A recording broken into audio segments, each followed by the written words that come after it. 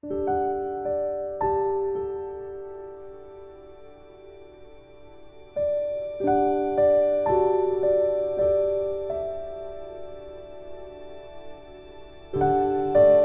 day that you woke up to was just as beautiful as it was from the first time that you had arrived in Equestria. And on this day, you felt that it was going to be a great day today. As you walked along the way to your job as a service clerk at the Canterlot Royal Bank no less, you stopped by a place that sold the best donuts and coffee in the whole country.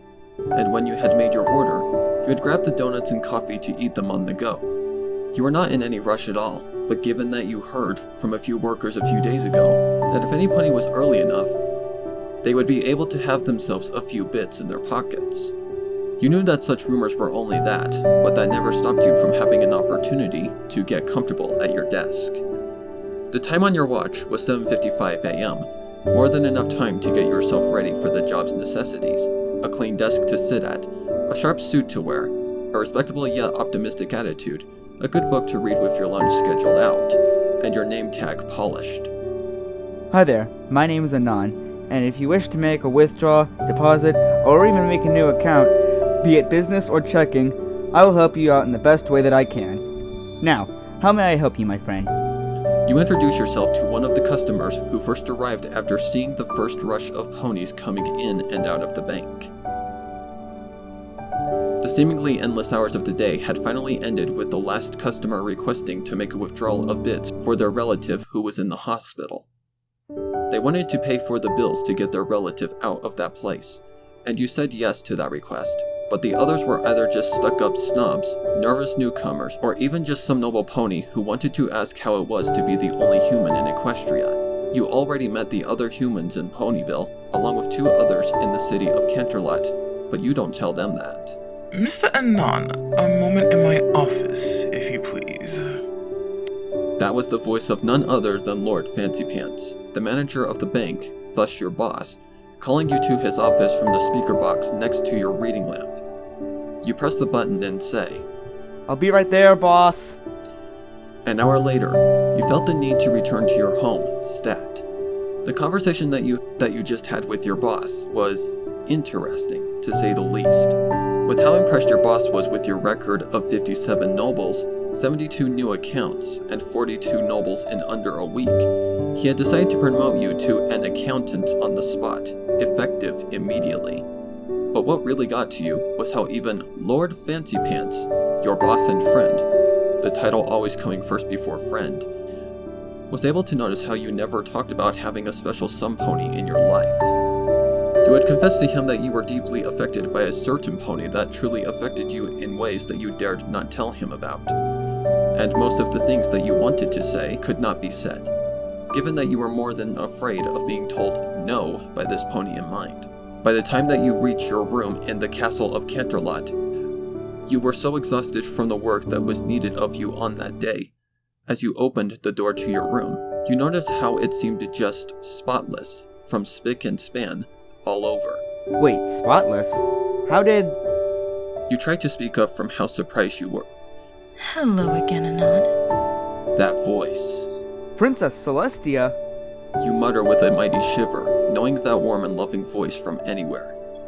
As soon as you turn your head, the princess in question is perched on your bed, obviously waiting for you to arrive. Congratulations on your recent promotion to accountant. Celestia smiles at you with a proud smile on her face. That smile was heaven wrapped in a perfect set of teeth. You look at her with widened eyes, bewildered by how she knew about your race in the corporate ladder. But that did not matter to you at all. Her ever-glowing mane of 4 beautiful colors hypnotized you into wanting to stare at it for a very long time. Her smile was just enough to make you want to smile back at her as you fell more into the warmth that all people falling in love with someone experiences only once in a lifetime. And those eyes, a light amethyst purple color that made you want to swear your eternal vow of being with her for the rest of your short life.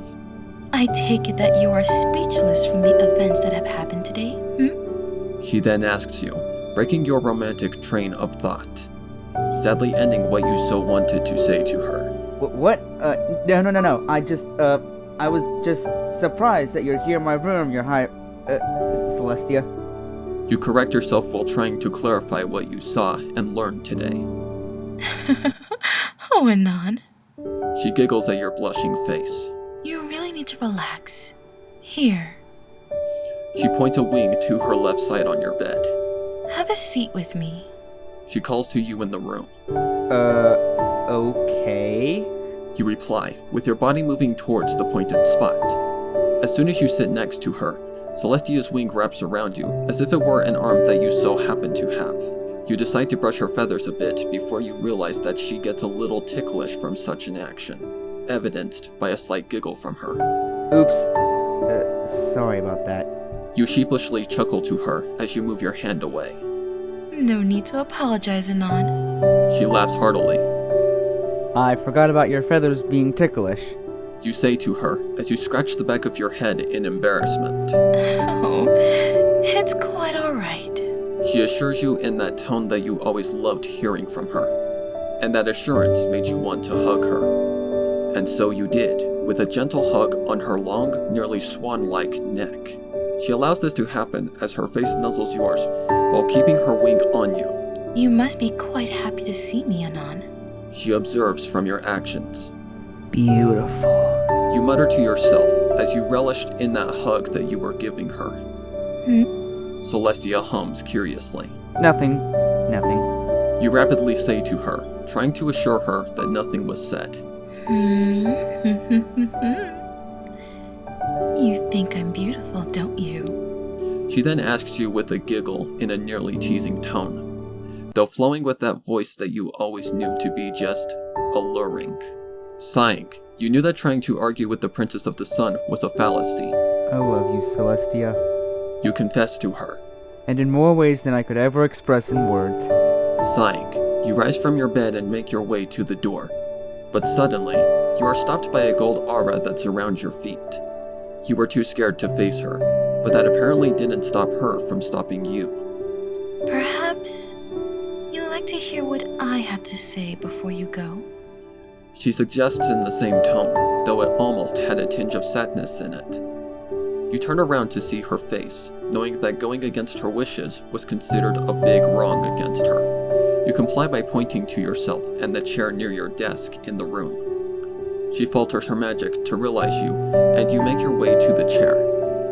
As you sit in the chair, you look at her once again and begin to listen to her. I'm sorry that I didn't take your feelings into consideration, Celestia. You apologized to her before bowing your head to her. And I'm also sorry that I didn't... Her hoof silences your speech as it touches your lips. Anon, She sighs to you. you don't need to apologize for anything at all. And by my reckoning, it should be me apologizing to you.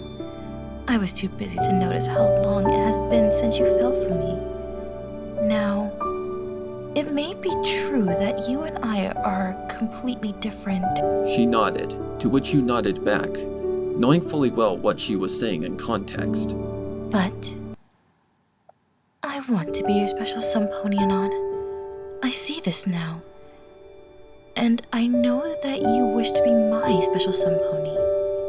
She says with that smile getting more of a blush above it, coloring her perfect alabaster white coat with a slight red color on it. Do you really? You gasp. Yes. Celestia nods. You do? Yes, I do. She laughs with her heartfelt smile being presented to you. Oh my goddess! Yes! You scream out in joy before silencing yourself with a sheepish laugh. Sorry, I've been waiting for you to say that. You explain to her. Why is that? She asks you curiously. So I can do... You rise up from your chair and move over to her place, standing in front of her. You then gently cup her perfect face in your hands before announcing, this. You move in for the kiss, and she kisses you back with her wings covering your back as you caress her flowing mane with your fingers while they simultaneously scratch behind her ears, earning a purr as you continue to kiss the princess. The flavors of chocolate and honeydew bring you into nirvana, not the bend that you loved listening to back on Earth, as you feel your whole body drifting through what you believed to be some kind of space above you. But her kisses to you keep you on your toes as you both savored the romantic moment between you and your sun goddess. I just love you so much, Celestia. You whisper to her in between your kisses on her moist, inviting lips. I love you too, Anon. She moans while you keep up the pace with her. Seconds later, you both find yourselves on the bed, snuggling up to one another as you keep battling her lips for complete dominance of her lips. It was a battle that you were losing, but such sweet defeat would be the price that you would always pay, and you would not give a flying feather about the way that the ponies would look at you from here on if they all knew about you becoming Celestia's special sun pony. I plan to celebrate my promotion with my friends later on tonight. You tell her while you nuzzled her face with yours. But I believe that we should cuddle before I leave for the rest of the night. With that said, Celestia glows up her horn and teleports the both of you to her bedroom. With a quick look around, you see that the place was just amazing to look at. But now you just wanted to hold your princess. An excellent idea, Anon. Celestia smiles at you as you take your position to face her while holding her. I love you, my sun goddess. You say to her, feeling braver than you were just a few minutes ago. And I love you too, my handsome human. The princess replies warmly to you, and as you cuddled with her, the alicorn at your side smiled as widely as you did. As you both closed your eyes, the drifting desire to sleep came up strongly as you are then hit with a snooze that has you both sleeping off the work.